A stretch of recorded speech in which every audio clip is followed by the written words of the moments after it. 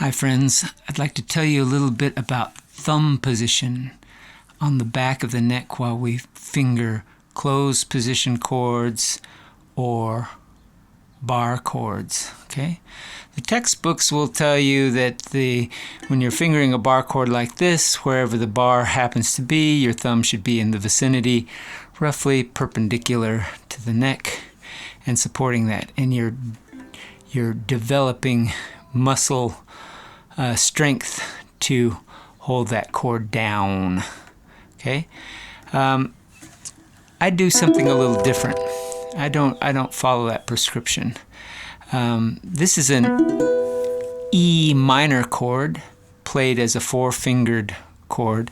So the notes are 4, 4, 3, 2. My thumb is behind that stuff, sure, but if I move this up to an A major chord played by barring the 4th fret and forming this shape of open F, I get an A major chord. But look at my thumb. My thumb remained in the same position as it was before. For the E minor chord, it just pivoted a little bit in place and ends up quite a ways away from the bar, okay?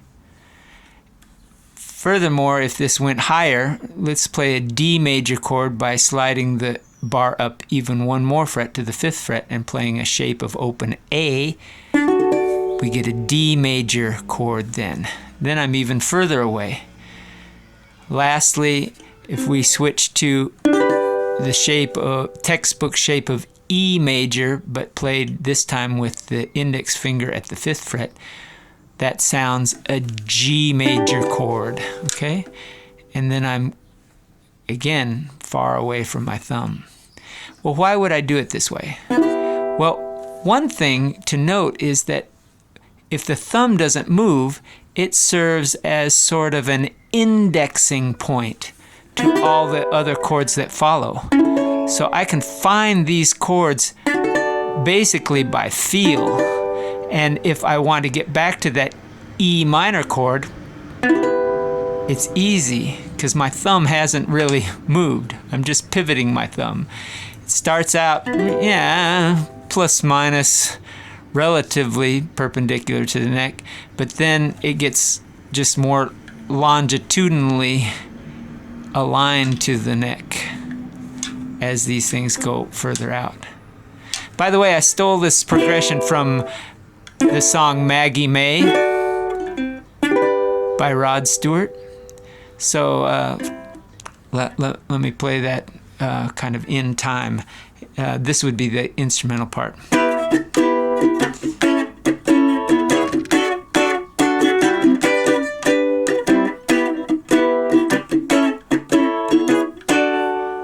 Something like that. It repeats, but okay. So we've said that this has a sort of help to index and help you play these chords by feel. It also helps hold the chord down, because with my thumb out like that, you can think of that as a sort of a fulcrum. And if I was to move this elbow away from my body like that, wow, you immediately feel way more pressure on both the bar and these fretting fingers just from that.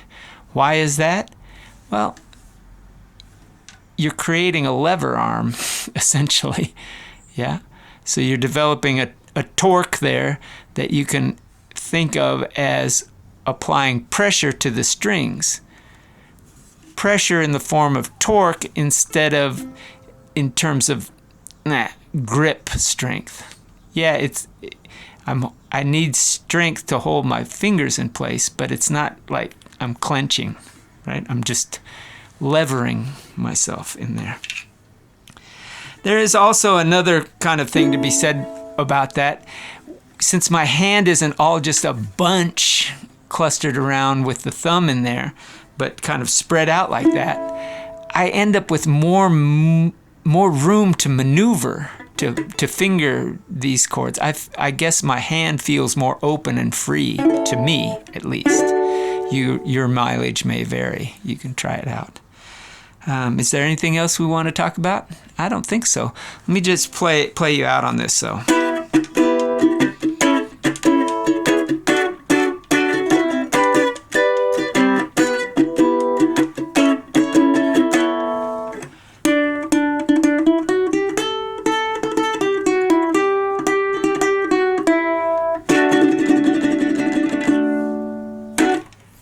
Thanks a lot for listening. Ciao, everybody. Ciao.